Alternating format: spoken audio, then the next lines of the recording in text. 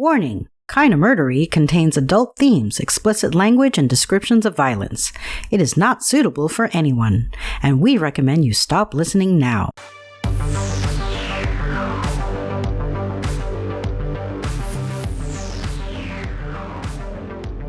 True crime with a dash of the paranormal, the garish, the strange, and the darkly comic. A podcast that's about more than just murder. It's my very own pocket dimension, home to a curated collection of bizarre and compelling stories. The unsolved, the unsettling, and the unbelievable. I cover it all, just so long as it's kinda murdery. Hey everybody, welcome. I'm really glad you're here. I look forward to hanging out with you every week, and I really appreciate you choosing to spend your time with me. So we're here today on part 2 of the Las Cruces bowling alley massacre. That's right, I did say part 2. So if you haven't heard part 1 yet, go listen to it and then come back and join us. I'll save you a seat. And if you're all caught up, well then let's get right down to it. Part 2 of Kinda Murderies, the Las Cruces bowling alley massacre, starts now.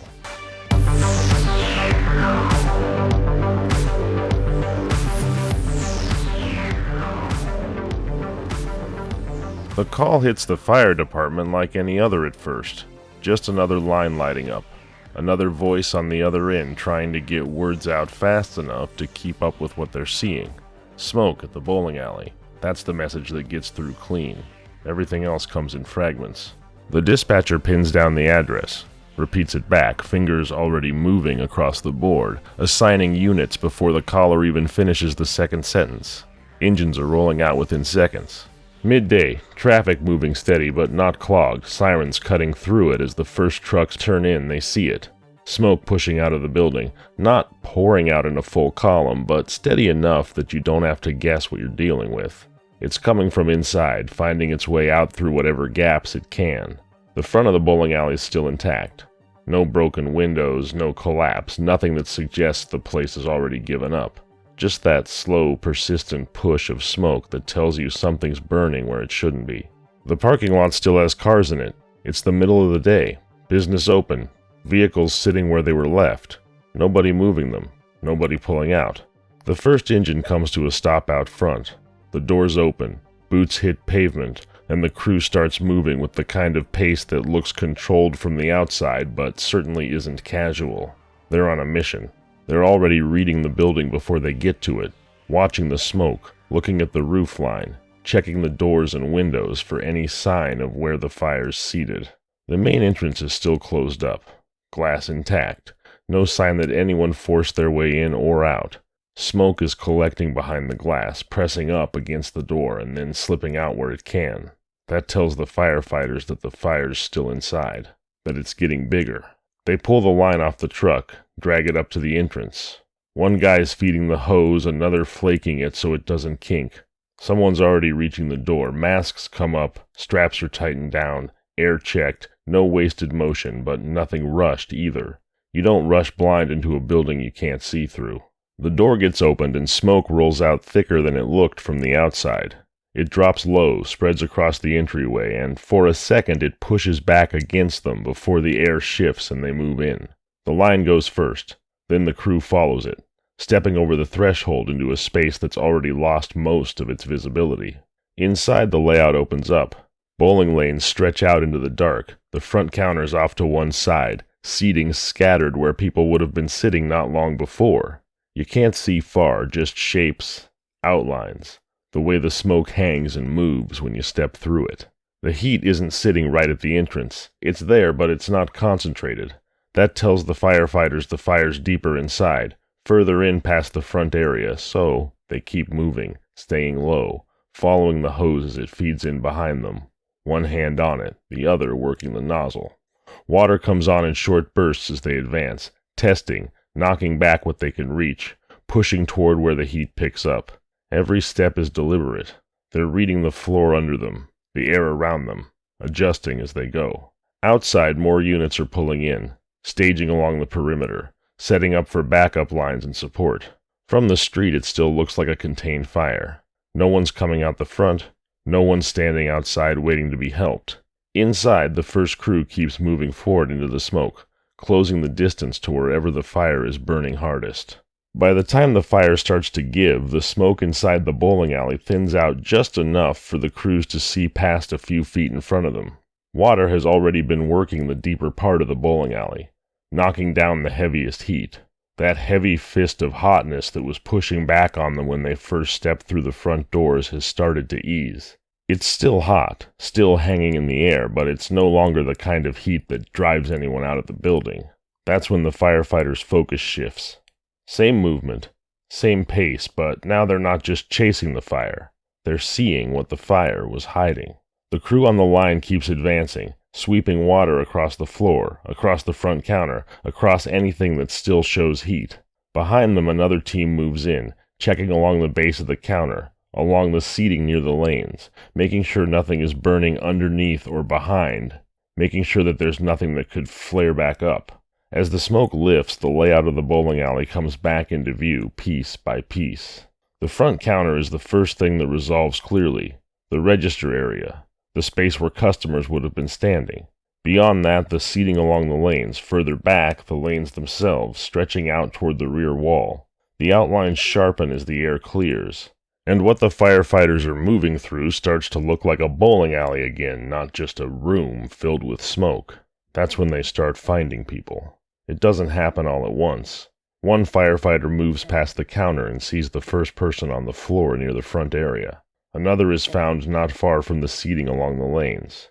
As they continue deeper, more come into view. They check each person as they come across them. That's automatic. Hands go to necks and wrists, checking for pulses. Anything that tells them someone is still alive. But it becomes clear quickly that these people aren't getting up. The positions of the bodies stands out. People aren't spread out the way you'd expect if this were only a fire. They're in specific spots inside the bowling alley, near the counter, along the seating, further back toward the lanes.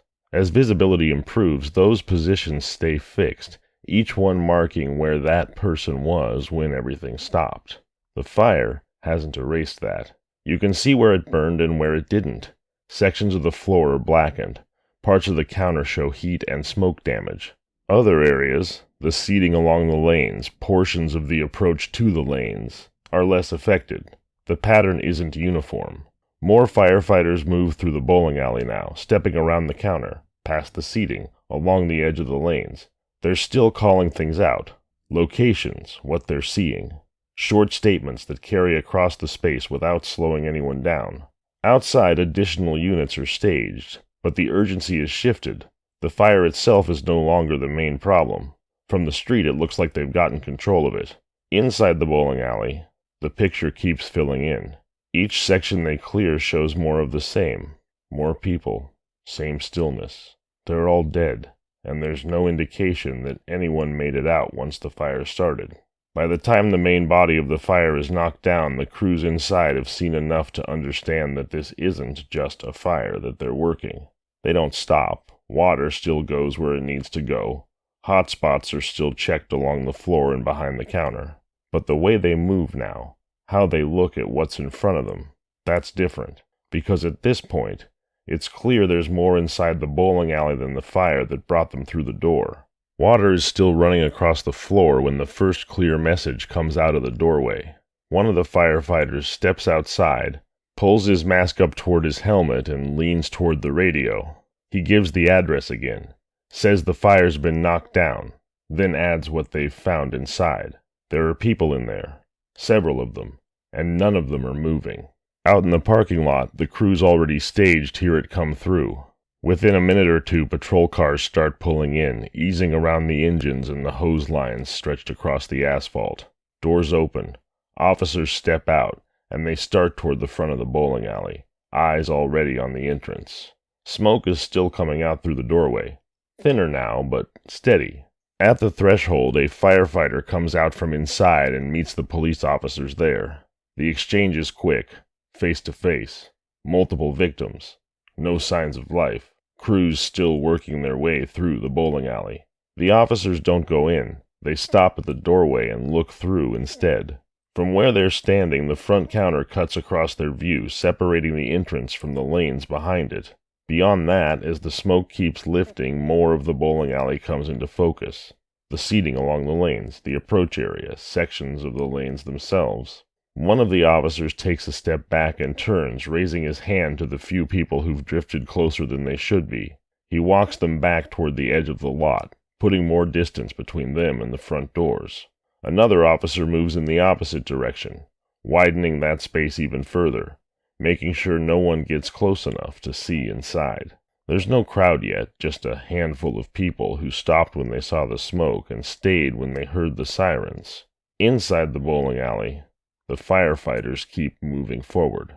They step around the front counter, move past the seating along the lanes, and follow the edges of the lanes deeper into the building. As they move, they call out what they're finding, tying each location to something everyone inside recognizes. "Front counter! Over here by the seating! Back, near the lanes!" Each call travels across the bowling alley, clear enough that no one has to ask where that is. Outside, more patrol cars arrive, taking positions along the edge of the lot. Radios stay active, passing the same information between officers as supervisors come in. Address, number of people inside. The fire nearly out. No one from law enforcement crosses the doorway. They hold there, just outside, waiting for the firefighters to finish working through the bowling alley before stepping in themselves. Once the fire is knocked down and the smoke lifts enough to see from the entrance to the lanes, firefighters move back through the bowling alley, checking for any remaining hotspots. One crew works along the front counter. A firefighter runs a gloved hand across the countertop, then crouches and checks along the base where it meets the floor. He angles the nozzle down and puts a short stream of water along that seam, then shuts it off and feels along the same spot again, before moving a few feet down and repeating the process. Another crew moves along seating beside the lanes. They step from one seat to the next, bending down to look underneath, checking along the floor where debris is collected. One firefighter lifts the edge of a seat, looks beneath it, then lowers it back into place and moves on. Along the approaches to the lanes, a firefighter walks the line where the flooring changes, stopping every few steps to check for heat. He places the nozzle close to the floor and runs a narrow stream across a darkened section, then cuts the water and watches the surface before stepping forward again. At the front doors, police investigators step inside once the firefighters clear a path. They move around the hose lines stretched across the floor and stop just past the entrance. From there, the front counter sits to the left. Seating runs along the lanes ahead, and the lanes extend toward the back of the bowling alley. One investigator walks to the front counter and leans over it, looking down at the floor behind it. Another stands a few feet back, scanning the same area from a wider angle. They step out from the counter into the open space between it and the lanes. Each dead body inside the bowling alley is left in place. The investigators walk around them, keeping distance, noting where each one is in relation to the counter, the seating, and the lanes. A camera is raised. Photographs are taken from the entrance. The photographer steps forward, takes another set of photos closer to the counter, then moves along the same path the firefighters took, stopping at each position and taking additional shots. Near the base of the counter, one of the investigators kneels and points to a spent shell casing on the floor. A marker is set next to it. A photograph is taken. The casing is left where it is.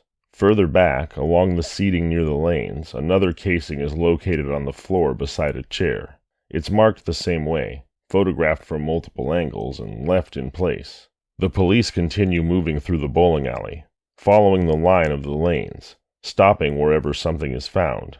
Distances are measured from the counter to each casing, from the seating to the positions where people are found.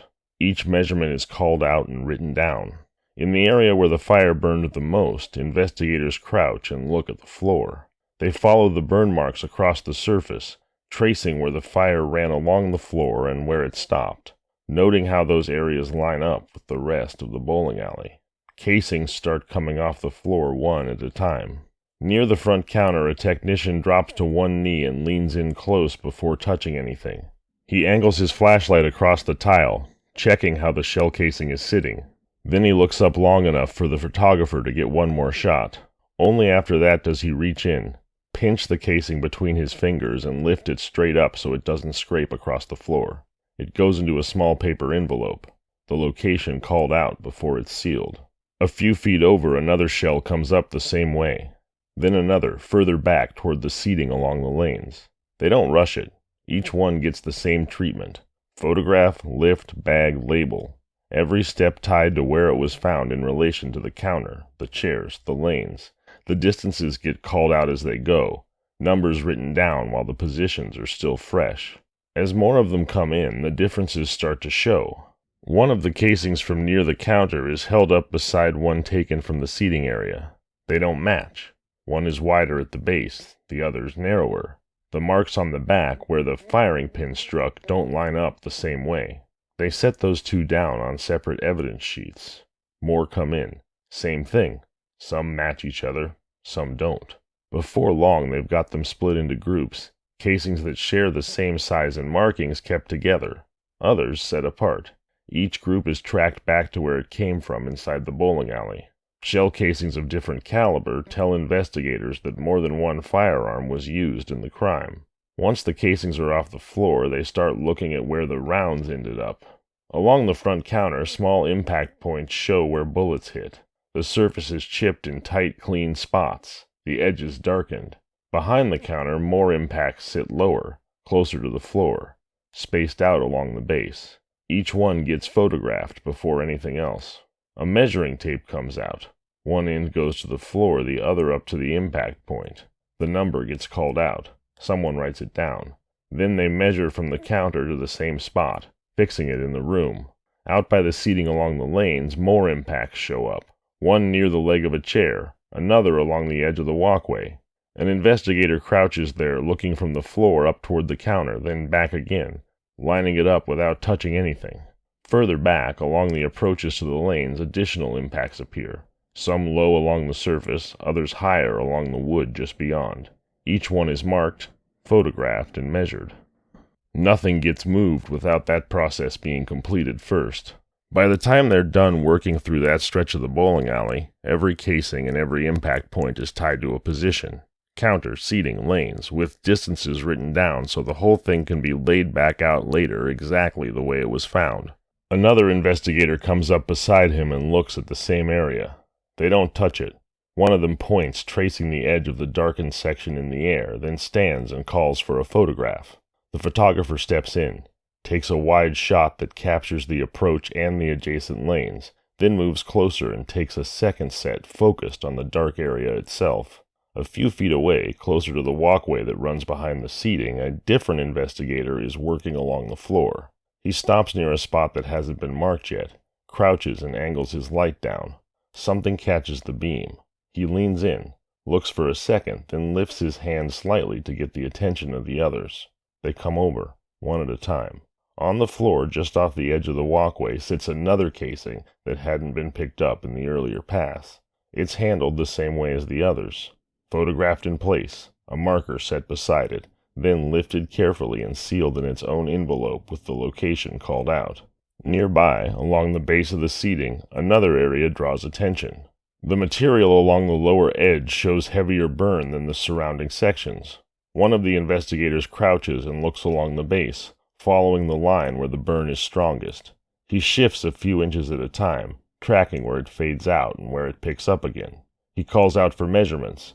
A tape is stretched from the seating to the edge of the burn pattern, the distance read aloud and written down. Another measurement is taken from the same point back toward the lanes, fixing it within the space. They continue along that line, marking the start and end of the heavier burn, building out a clear picture of where the fire concentrated.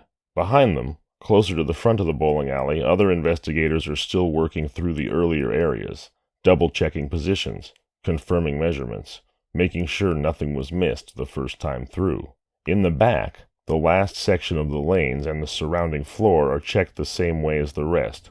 Lights angled low, eyes moving across the surface, stopping wherever something stands out. When they reach the far end, there's nothing new to mark. They turn and walk back the way they came, following the same path through the bowling alley, stepping around the markers, the measured points, and the areas already photographed. By then, most of the physical evidence inside has been identified, marked, and either documented in place or collected, each piece tied back to a specific point in the building. Across town, a sedan rolls to a stop in the hospital parking lot and idles for a second before the engine cuts. The driver, mid-40s, gray starting at the temples, tie loosened and pulled slightly off-center, sits there a moment with one hand still on the wheel. Then he reaches into his jacket, pulls out the folded slip of paper, checks the name again and tucks it back. His partner is already out of the car by the time he steps onto the pavement. Late 20s, sleeves rolled, a small notebook in his hand that he hasn't opened yet. He shuts the passenger door with his hip and looks toward the entrance to the hospital. They head inside. The front desk is busy, phones ringing, a nurse speaking quietly to someone across the counter, another staff member moving quickly with a chart tucked against her chest.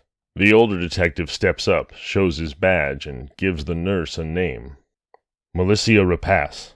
The nurse turns, scans a board behind her, then looks back. She's in surgery. The older detective nods once. What about the others from the scene? The nurse checks again, slower this time. Stephanie Sinak. She's stable. Ida Holguin. Stable. Her fingers move down the list. Valerie Turan. She pauses. She didn't make it. 2 years old. The younger detective lowers his eyes for a second, then looks back up, pen still capped in his hand. The older one doesn't react outwardly. Where can we find Sinak? The nurse points them down a hallway past a set of double doors. They move without saying anything else. The hallway is quieter, doors on both sides, some closed, some open just enough to show movement inside. Monitors sound off at regular intervals, steady and even. They find the room. An officer stands inside near the wall and steps back when the detectives enter.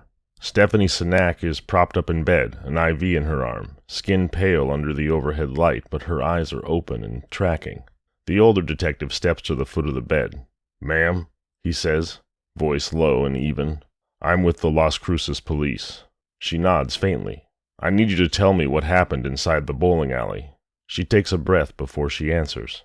2 men came in. The younger detective flips his notebook open, pen moving. "They had guns?" "What did they do?" "They told us to go into the office." "How many of you?" 7.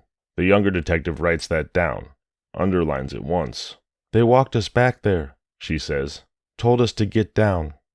The older detective keeps his eyes on her. "And then?" "They started shooting." No pause, no change in tone. Just the order. The pen moves faster now. "Did they say anything?" the older detective asks. "Just telling us what to do." "Did you see them clearly?" "Yes." "Can you describe them?" She nods, once. "Both Hispanic, dark complexions. They spoke English." The younger detective writes each part down as she says it. The older one asks the next question without raising his voice. "After the shooting, what did they do?" "They went through the office." "Looking for what?" "Money. Checks." "Did they take anything?" "Yes." "How much?" "I don't know." "And after that?" She shifts slightly against the pillow. "They set the office on fire." The younger detective stops writing for a second, then adds it. "Where were you when they did that?" the older one asks. "In the office." "Did they say anything before they left?" She shakes her head. "They just left." The older detective stands there a moment, looking at her, then gives a single nod. That's enough for now. He doesn't press her further. They step back into the hallway. The younger detective closes the notebook, presses the pen into the spiral. "2 shooters," he says. The older one nods. "Yeah."